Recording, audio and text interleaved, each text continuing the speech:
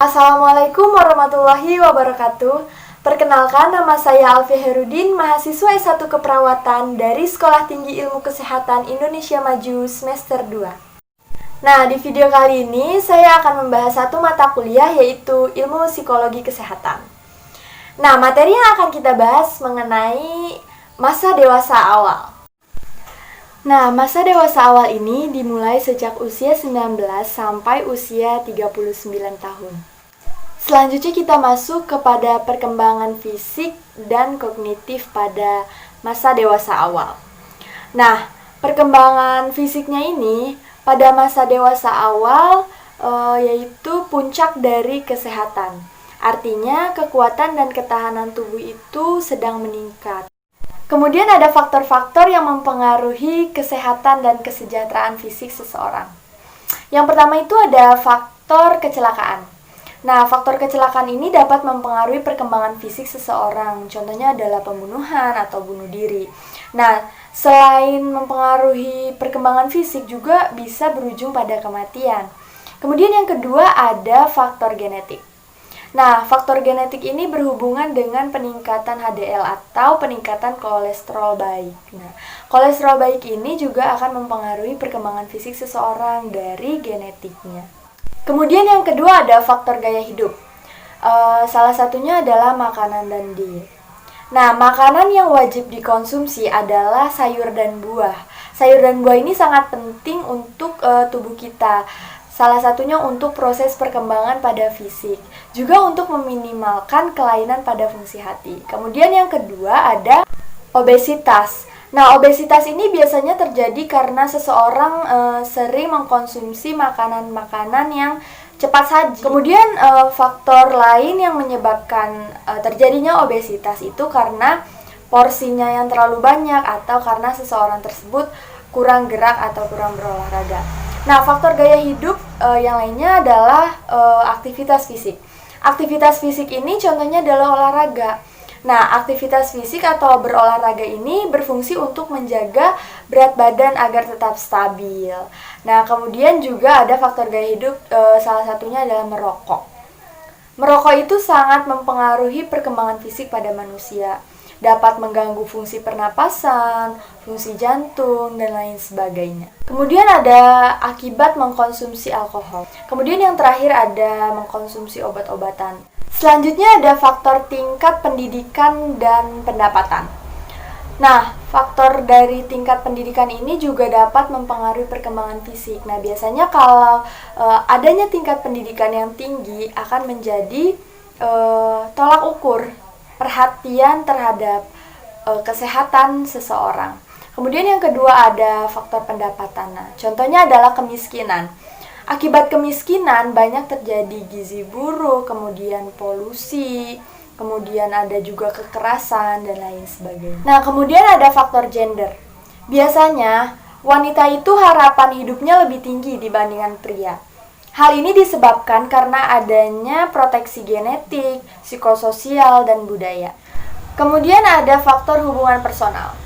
Seseorang yang menikah, terutama untuk pria, itu biasanya akan lebih baik secara fisik maupun psikososial dibandingkan dengan orang yang tidak menikah ataupun orang-orang yang bercerai. Nah, sekarang kita akan membahas mengenai masalah seksualitas dan reproduksi. Yang pertama ada premenstrual syndrome atau biasa disebut dengan PMS. Nah, biasanya PMS ini terjadi pada wanita. Biasanya seseorang itu merasakan sakit perut yang berlebihan, kemudian merasa sakit kepala atau pusing, cemas, depresi, dan lain sebagainya. Yang kedua itu ada sexually transmitted disease atau STDs. Nah, biasanya ini terjadi akibat perilaku seksual yang dilakukan. Nah, contohnya adalah AIDS. AIDS ini terjadi akibat hubungan seksualitas yang tidak normal. Selanjutnya ada masalah infertilitas. Masalah infertilitas yang biasa terjadi pada laki-laki adalah kurangnya produksi sperma, sehingga sperma tidak dapat mendekati rahim. Yang kedua ada pada wanita. Nah, biasanya masalah infertilitas yang terjadi pada wanita itu akibat tertutupnya saluran tuba falopi, atau bisa juga karena tidak diproduksinya sel telur dalam rahim. Selanjutnya itu ada perkembangan kognitif dan intelijensi. Yang pertama itu ada menurut Piaget. Nah, menurut Piaget, post-formal thought ini diterapkan pada situasi sosial, melibatkan intuisi dan emosi secara logika. Biasanya itu terjadi kemampuan untuk mengubah pertimbangan secara reasoning dan praktis. Artinya mengubah pertimbangan itu dengan alasan yang jelas dan praktis. Kemudian menyadari bahwa setiap masalah itu terjadi akibat berbagai penyebab dan pasti memiliki jalan keluar. Selanjutnya ada menurut Sternberg, yaitu triarchic theory intelligence. Yang pertama itu ada pemikiran kreatif atau experiential element. Yang kedua ada intelijensi praktis atau contextual element. Dan yang ketiga ada kemampuan analitis. Selanjutnya ada perkembangan moral menurut Lawrence Kohlberg. Nah, di mana pada masa remaja ini atau pada masa dewasa awal ini, perkembangan moral itu tergantung pada pengalaman. Namun, tidak dapat melebihi batas dari perkembangan kognitif. Nah, selanjutnya itu ada psychosocial development.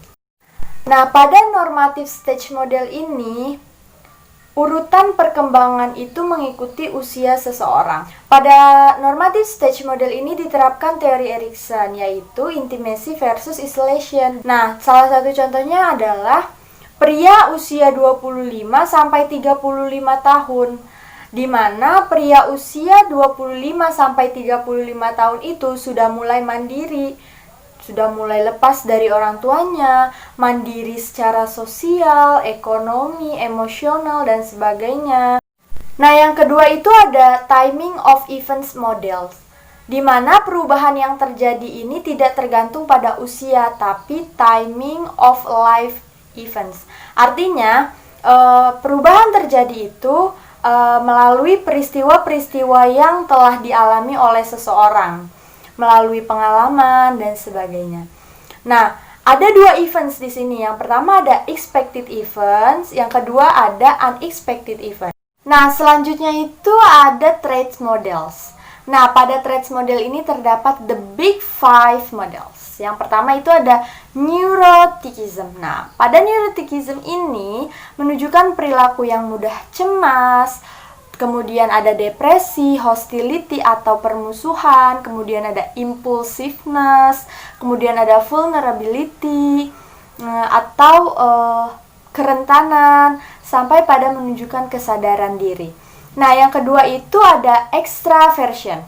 Nah, pada extraversion ini seseorang menunjukkan emosi yang positif, perilaku yang hangat, perilaku asertif, kemudian suka berteman, activity, sampai kepada mencari kebahagiaan atau excitement seeking. Yang ketiga itu ada openness experiences, yaitu seseorang mulai mencoba dan mencari hal-hal atau ide yang baru. Nah, yang keempat itu ada conscientiousness atau berkeinginan untuk berprestasi. Yang kelima atau yang terakhir ada agreeableness atau seseorang sudah dapat dipercaya, altruistik atau memiliki perhatian terhadap kesejahteraan orang lain. Nah, yang keempat itu ada typological models. Nah, pada typological models ini memandang kepribadian itu sebagai a functional whole yang mempengaruhi dan mencerminkan sikap, perilaku, nilai-nilai, dan interaksi sosial. Nah, dari masing-masing tipe kepribadian ini akan berbeda dalam ego resilience atau adaptasinya terhadap stres dan ego kontrol atau kontrol diri. Nah, selanjutnya kita akan masuk kepada hubungan interpersonal. Hubungan interpersonal yang pertama itu ada persahabatan. Nah, persahabatan ini biasanya terjadi karena adanya pekerjaan yang sama, karena adanya minat dan generasi yang sama. Kemudian bisa kita perhatikan bahwa persahabatan antara wanita itu biasanya lebih erat dibandingkan persahabatan pada pria. Nah, kualitas dan karakter dari persahabatan itu sangat beragam. Ada yang intim dan suportif atau saling mensupport, kemudian ada yang berkonflik, bisa konflik yang lama atau konflik yang singkat. Nah, kemudian ada intimasi. Nah, intimasi ini terjadi karena adanya hubungan yang hangat, dekat, kemudian dengan atau tanpa adanya kontak seksual. Nah, elemen yang paling penting dalam intimasi ini adalah self disclosure atau kita artikan sebagai responsif terhadap kebutuhan orang lain. Nah, selanjutnya ada cinta. Nah, cinta ini ada teori dari Sternberg. Ada 3 komponen utama dari cinta. Yang pertama itu ada intimasi, yang kedua ada passion, yang ketiga ada komitmen. Nah, intimasi ini termasuk ke dalam komponen emosional. Nah, contohnya adalah adanya sikap saling terbuka, kemudian adanya hubungan yang hangat dan hubungan yang saling percaya. Yang kedua itu ada passion, di mana passion ini masuk ke dalam elemen motivasi. Didasari rangsangan dari dalam, yang mengubah rangsangan fisiologis kepada rangsangan keinginan seksual. Yang ketiga itu ada komitmen, yang termasuk ke dalam elemen kognitif, di mana adanya keputusan untuk mencintai dan tetap bersama dengan orang yang dicintai. Biasanya orang itu cenderung akan memilih partner yang sama seperti diri mereka. Nah, kemudian kita masuk kepada seksualitas. Yang pertama itu ada pandangan mengenai seksualitas. 1, itu ada reproduksi. Nah, reproduksi itu merupakan hubungan seks yang hanya diperbolehkan untuk mereka yang sudah menikah. Nah, yang kedua itu ada rekreatif. Rekreatif ini diartikan bahwa hubungan seks itu sah-sah saja dilakukan dengan hati dan tidak menyakiti orang lain. Nah, kemudian ada pandangan yang ketiga yaitu relasional. Relasional ini diartikan bahwa hubungan seks itu dilakukan atas dasar cinta walaupun tidak ada hubungan atau ikatan pernikahan. Selanjutnya masuk kepada gaya hidup. Yang pertama itu ada single life atau melajang. Biasanya pada single life ini seseorang memilih untuk sendiri atau menunda pernikahan atau bahkan tidak menikah sama sekali. Yang kedua ada homoseksual, gay dan lesbian serta biseksual. Nah, proses ini menunjukkan bahwa seseorang itu sudah lebih terbuka. Yang selanjutnya itu ada cohabitation, yang artinya tinggal serumah tanpa adanya ikatan pernikahan. Nah, kemudian ada hubungan pernikahan. Hubungan pernikahan ini bersifat universal, yang artinya untuk memenuhi kebutuhan ekonomi, emosional, seksual, sosial, dan kebutuhan untuk membesarkan anak. Nah, usia untuk menikah itu juga bervariasi tergantung dari individu itu sendiri. Ada yang memilih untuk menikah di usia yang muda dan ada juga orang yang memilih untuk menikah di usia yang sudah dewasa. Nah, kesuksesan dalam pernikahan itu tergantung pada komitmen dan pola interaksi yang menetap pada saat dewasa muda. Terjadi hubungan pernikahan, maka seseorang akan menjadi orang tua. Nah, biasanya pria itu ingin memiliki anak yang lebih banyak, tapi pria juga kurang berperan dalam pengasuhan anak. Makanya kenapa banyak wanita yang memilih untuk memiliki anak sedikit, atau menunda untuk mempunyai anak, atau bahkan tidak mempunyai anak sama sekali. Kemudian untuk pasangan yang bekerja, biasanya beban dari gaya hidup pasangan itu yang sama-sama bekerja biasanya itu lebih berat pada wanita. Nah, sehingga pada pasangan yang sama-sama bekerja ini terjadi ketidakseimbangan dalam pembagian pekerjaan. Nah, hal ini bisa menyebabkan suatu perceraian. Tetapi ada faktor lain yang dapat menyebabkan perceraian, seperti kebebasan wanita dalam bidang finansial. Kemudian kesadaran jika memiliki anak itu akan meningkatkan konflik antar pasangan dan harapan untuk bercerai itu semakin besar. Nah, sebagian besar orang setelah bercerai juga akan menikah lagi dengan mengharapkan pernikahan selanjutnya yang lebih stabil.